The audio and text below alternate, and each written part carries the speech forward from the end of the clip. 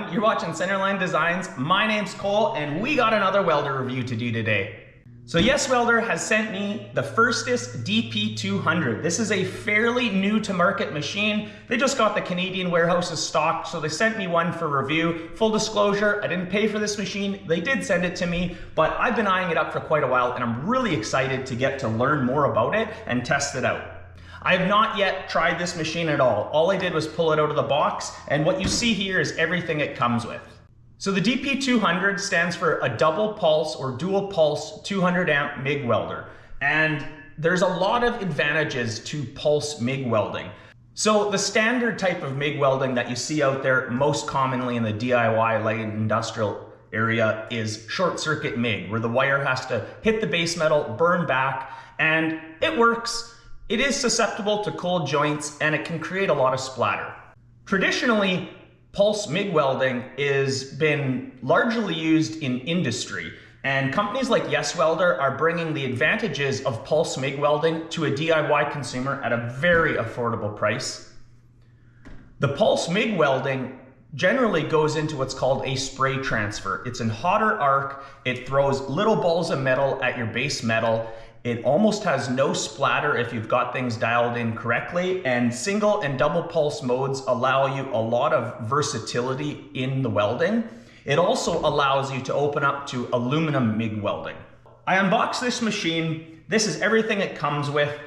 It's a multi-voltage machine, so it comes with a power adapter, comes with some filler wire to get you going, a gas hose. I want to make note that the machine comes with a gas hose, but it does not come for a regulator. So if you're buying this to just use flux core welding, that's perfect. But if you plan on using shielding gases, you're going to have to go ahead and get yourself a regulator if you don't already have one. The kit comes with some tips to get you going, a variety of drive rollers for different types of material and wire sizes. I went ahead and asked for a consumable kit, so it comes with quite a variety of tips, nozzles, and everything you need. Comes with a standard ground clamp, you know, a typical stick welding stinger, and then the MIG torch. And what I really like what they did here is they went ahead and used a very standard European connector, and that really allows you to use whatever torch you want as long as it has this standard connector. And this is widely used. So if you have a different type of MIG gun that you prefer or already have in your shop, you potentially can just hook it up and use it. I really like that it's not planned obsolescence. You can continue to use their torch. They have other ones on their site available, or you can go ahead and use what you prefer. By the way this feels, I think I'm gonna really like this gun. It is very similar to other machines I have in the shop. But for instance, if you needed a much longer torch, then you can go ahead and find one and use it with this machine. The kit also sends you a graphene liner to replace in this torch. And if you're flipping between aluminum and steel a lot, what I would suggest is go ahead, buy another MIG gun from them, change the liner out with this graphene, and then you can just quick connect your torches and flip from steel or aluminum really easily. So traditionally, to wire feed aluminum, you either need a push-pull gun or a spool gun.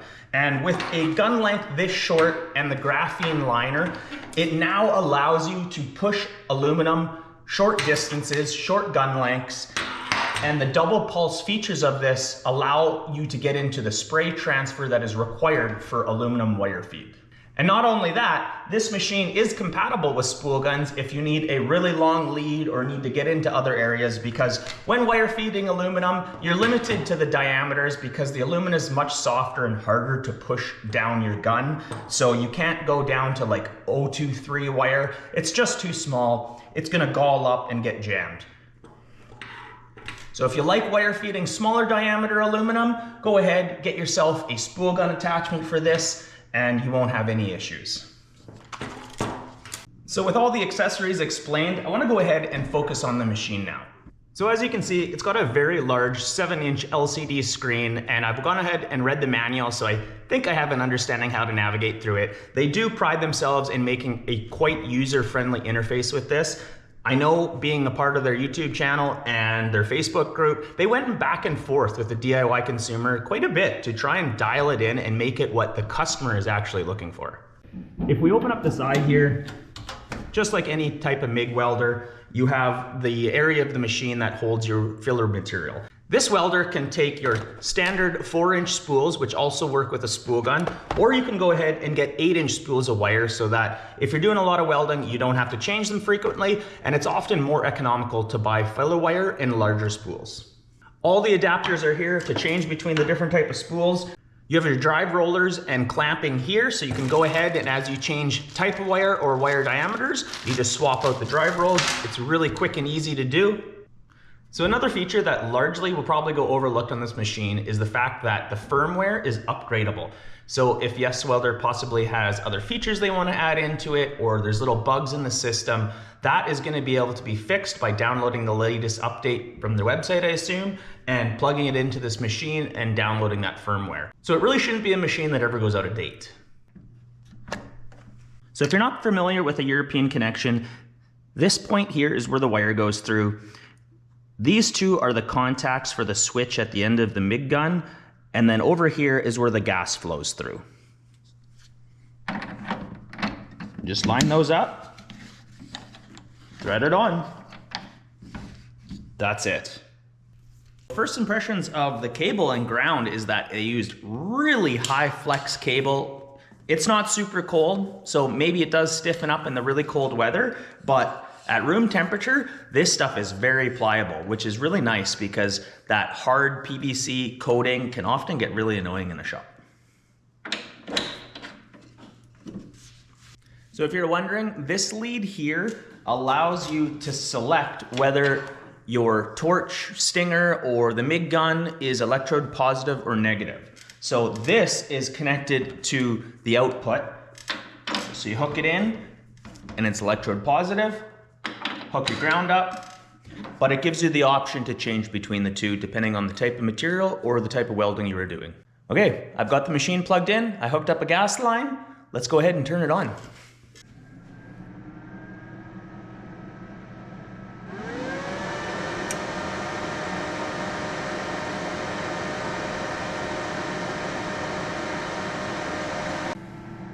All right, well, I'm trying to keep the glare down as best as possible, but this is awesome. I really like the LCD screen. You know, it's what we're used to these days, so getting away from the old 7-segment displays is really nice. Navigating through this menu is very easy. You have all of the options that you'd need. You can select your material, you can select your gas type, wire size, material thickness, your torch settings, whether it be 2T or 4T. 2T is on when you pull the trigger, off when you let go. 4T is a pulse click and the torch stays on, and then another click to turn it off. So that's handy when you're doing really long welds. There's a memory setting. So the one thing with pulse welding, and especially if you're getting into advanced settings, when you get it dialed in, you want to maintain those settings for future jobs. So you can go ahead, store all those settings in the memory, even put a name to it in notes, which I think is really awesome. You can select between MIG gun, check gas flow, turn single or double pulse on or off, and then you have advanced settings and help. All right, so let's start with the material. You give it a click, you can check stainless, and whether you're using 4043 wire or 5356 for aluminum. As you change the material type, the machine already changes your gas, your wire size, the wire feed per second or inches per minute, and your volts. It dials it all in for you. Let's go ahead, we'll change this back to steel because that's what we're going to be starting with. Then you have your gas. This gives you two options to use for welding steel, 100% CO2 or a 75-25% mixture. We're going to stay on that. Wire size, you can select from 024 to 045. We're going to be starting with 030, and again, it adjusts your settings for you. Material thickness, you can go down to 24 gauge or all the way up to 3/8, or all the way up to 1/4 inch. So if we go to 1/4, it's going to increase all the settings. If we go down to 20 gauge, it's going to pull all the settings back for you. And this is the feature I was talking about. If you really don't want to fiddle with settings, this will just get you going. We have our torch selection, 2T, 4T, spot. So you can pull the trigger and it'll do a pulse and turn off after a pre-desired time. So if you have a lot of spot welding to do and you want them all to be consistent, this is a very interesting setting for that. We'll go back. I want this on 2T. Here's the memory area, and this is where you can store in, I believe, up to, well, let's find out.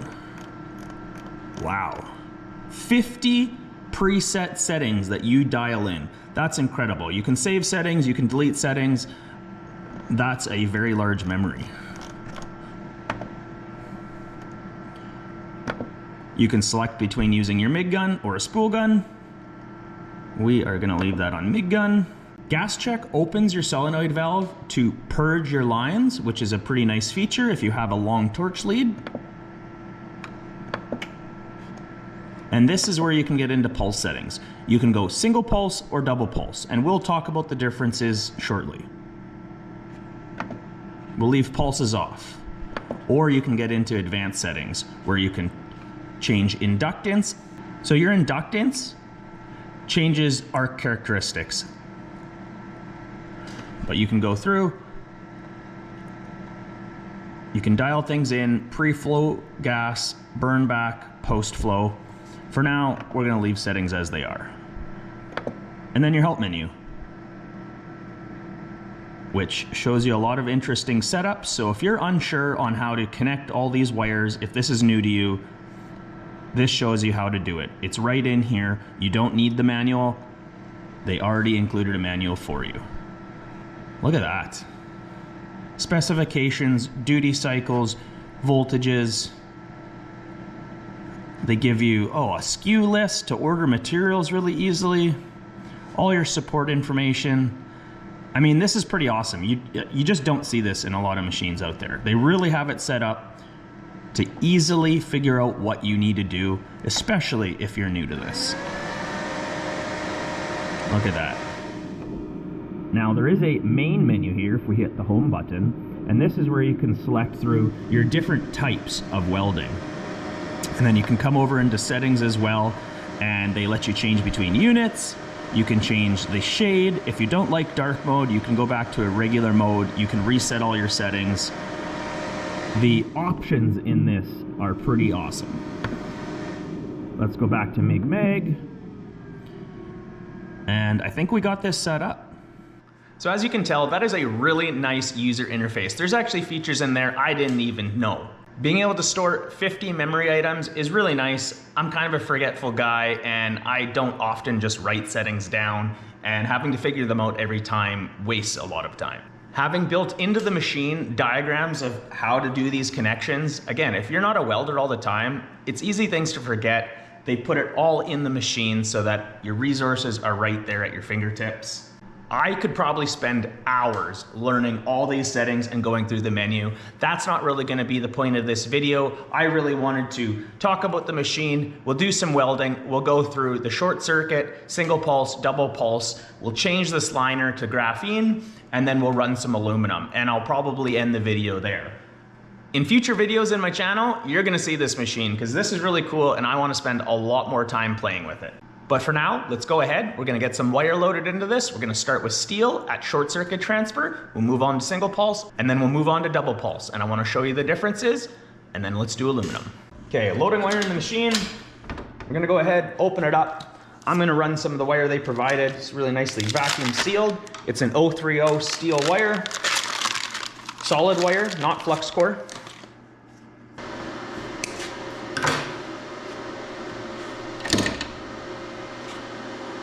I want to check and see what drive roller is loaded in here.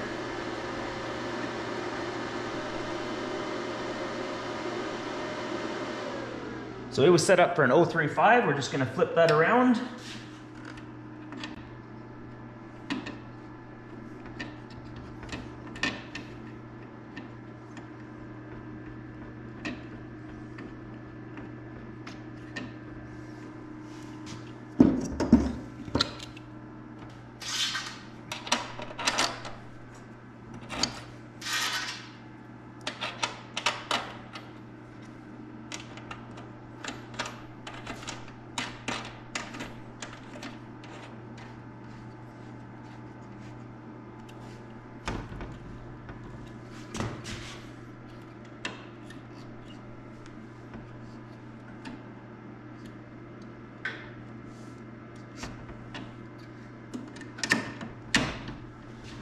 That's about how easy it is.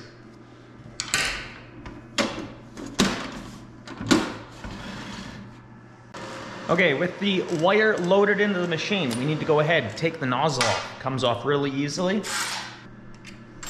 We're gonna go ahead and take the tip out, get the wire sticking out of the gun, then you put the tip back in. So with that fed, we're gonna go ahead and start feeding wire. So I can open this back up for everyone.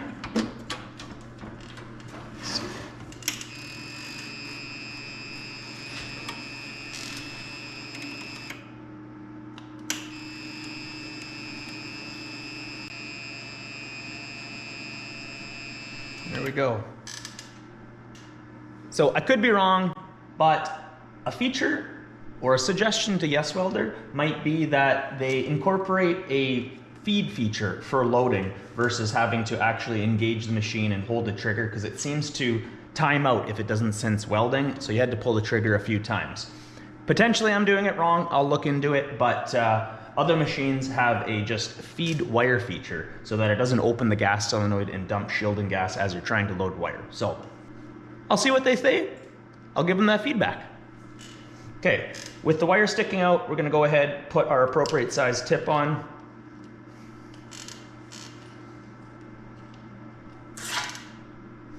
Let's trim that wire down a little bit.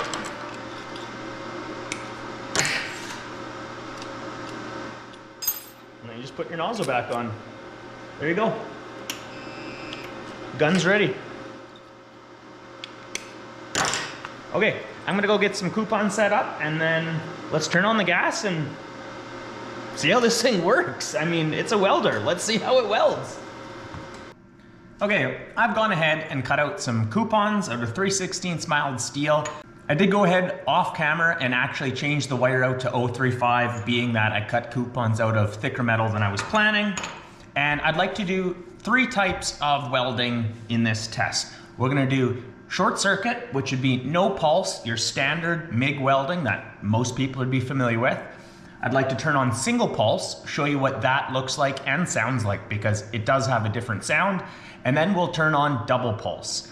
And what double pulse is in the single pulse, so it's going to a higher amperage arc, but then it pulls back to a lower amperage, and it's doing this pulsing, I think at maybe 1 kilohertz, and I think it's variable.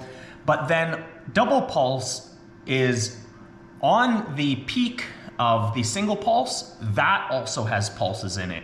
And it helps for a variety of reasons. It gives you better penetration in your base metal, but also helps to limit the amount of heat going in. So when you're getting to thinner metals, it reduces distortion of the heat affected zone.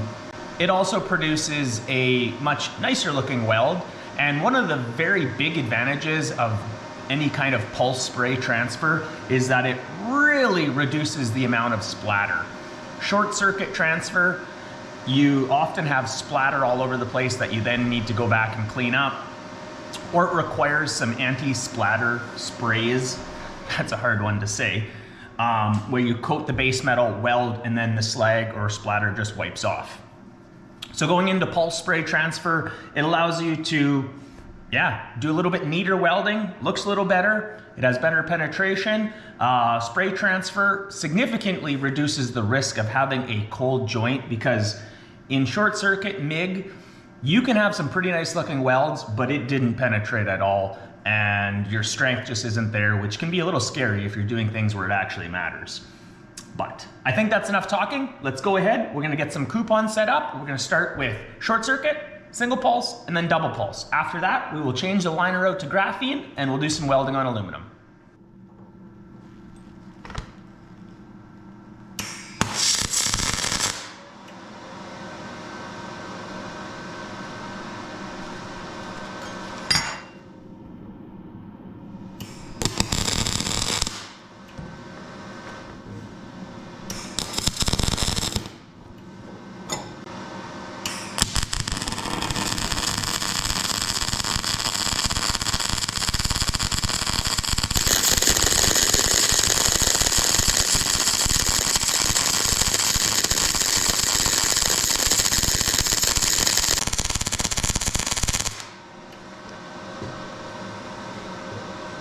was really smooth. So this is using factory settings for 035 3/16 with no pulse turned on. Must say the splatter was actually really low, lots of heat going in, very uniform. I have no problems with that. Okay, let's turn on single pulse.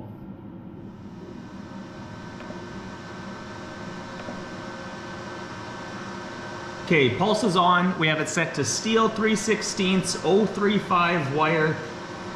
Let's see what the factory settings do.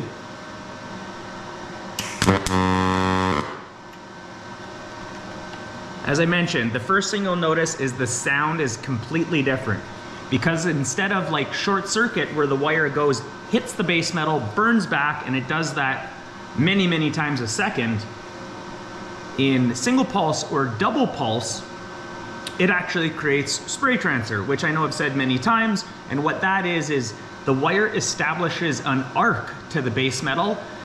So every pulse sends a little droplet of metal over to the base metal.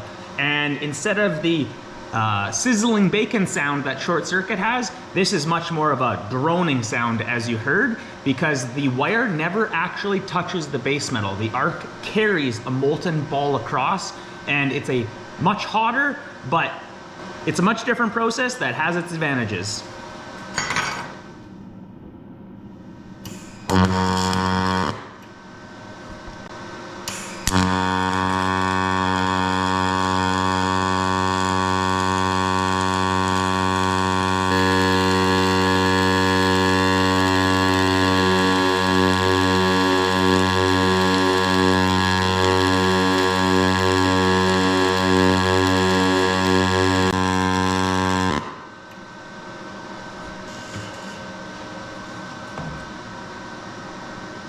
That's significantly hotter, and as you could probably see in the video, there wasn't sparks flying everywhere.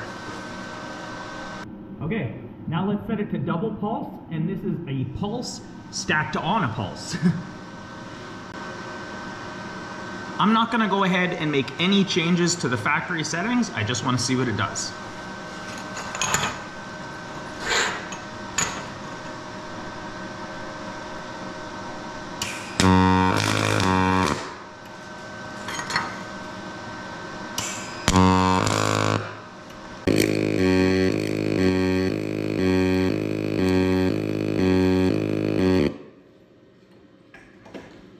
Okay, here's the result.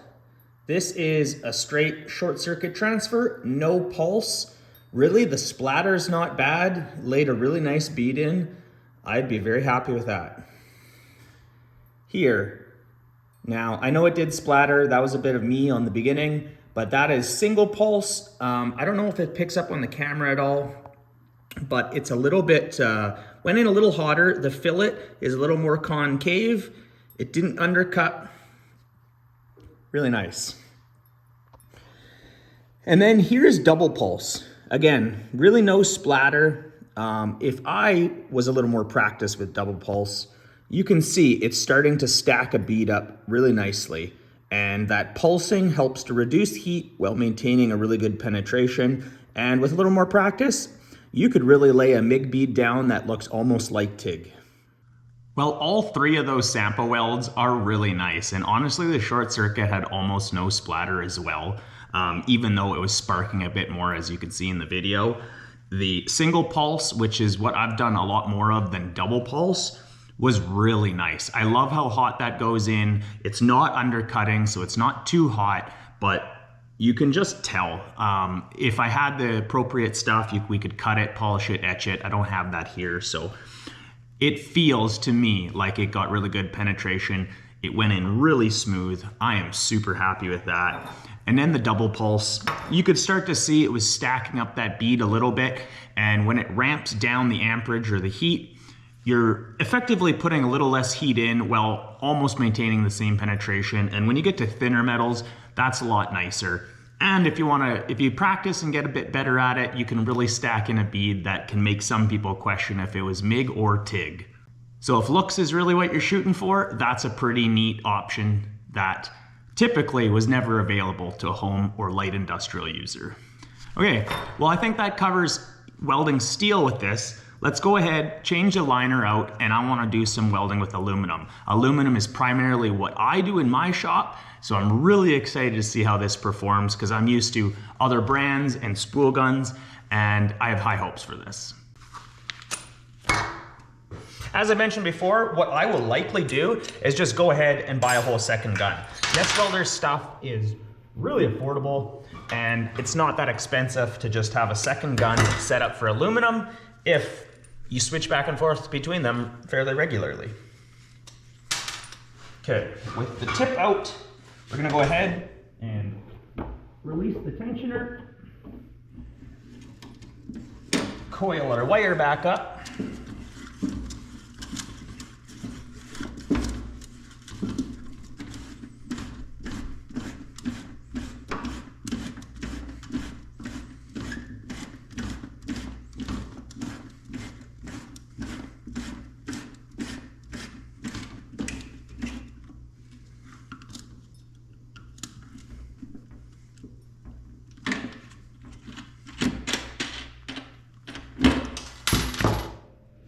The machine also has roller storage locations, which I think is pretty cool. And with aluminum, we're going to be running 035 4043. It lays in really nicer than 5356, and that requires an 035U roller.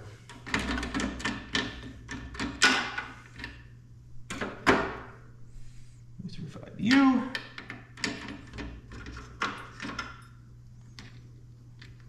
Changing the rollers is really easy. Okay, with that done, we disconnect the torch. Now we gotta go ahead, pull this nut off, pull the liner out, put in the new one. Let's see. Oh, and they have a wrench right for it.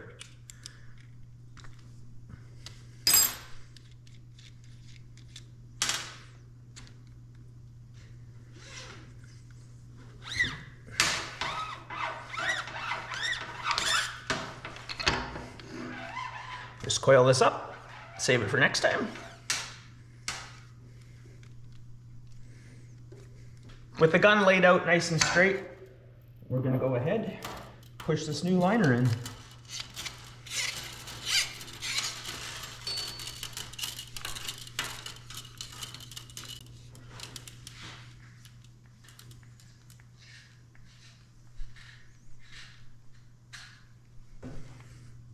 Okay.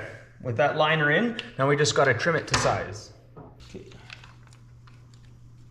Let's go ahead, cut this flush.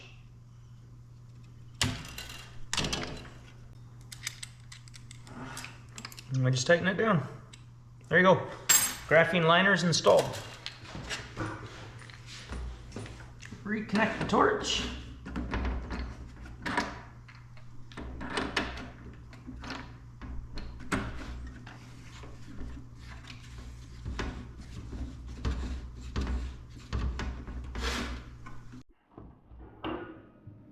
Okay, if you've never worked with aluminum before, don't be too worried, but the biggest thing, and I mean it's important with steel too, is that you're clean. So you should always wire brush aluminum with a dedicated stainless steel brush to avoid contamination. That takes the oxide layer off, which really helps to produce a better weld, and then wipe down with acetone. Don't use brake cleaner, it can create some very harmful gases. Acetone is a safe solvent to use. Let's go ahead and change the settings. So we are gonna do 4043 aluminum, which is 100% argon, perfect. We are gonna run 03, oh see, it only wants to let you run 045 wire. Maybe because we have too thick selected.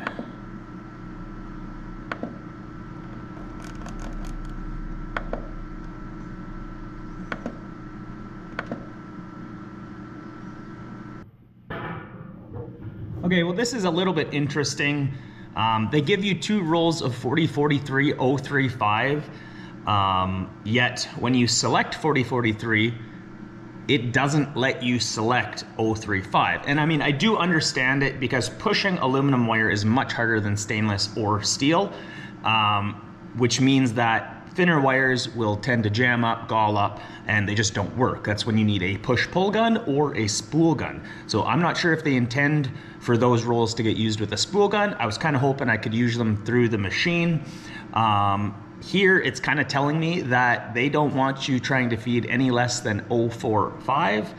But what I think I'm going to just try and do is I'll select 045, and I may need to just turn back the settings, and we'll see if we can feed 035. Yeah, I might have to ask them about that. I'm a little curious because it would be maybe better to send 2 rolls of 045 instead of the 035. Anyways, not a big deal. I understand probably what they're trying to accomplish, but it is a little confusing, so I'll sort that out. So if I had 045 in the shop right now, I would put it in so that I could match settings, but I don't. I've never needed to go quite that thick before. I'm gonna be welding 3/16 coupons. Now the coupons are rather small, so they will saturate with heat pretty easily. I'm gonna go ahead and just try and dial in the settings despite having the wrong wire size selected.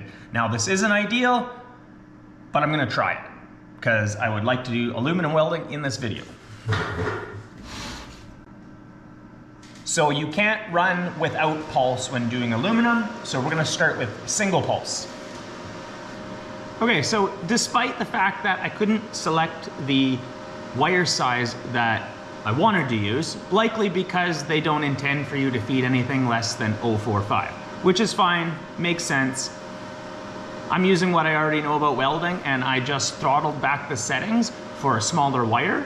So I turned down the wire feed speed, which is amperage, so we brought the heat down, and then I also subtracted some voltage to shrink the arc down, and I turned up the inductance just a tiny bit. I did that off camera. It's a little trial and error. You have a few settings to play with, and once you understand what the settings do, it's really not all that hard to dial in. And I must say, I am very impressed with the little samples I did off camera. Let's go ahead and get some welding done with aluminum. So this is single pulse.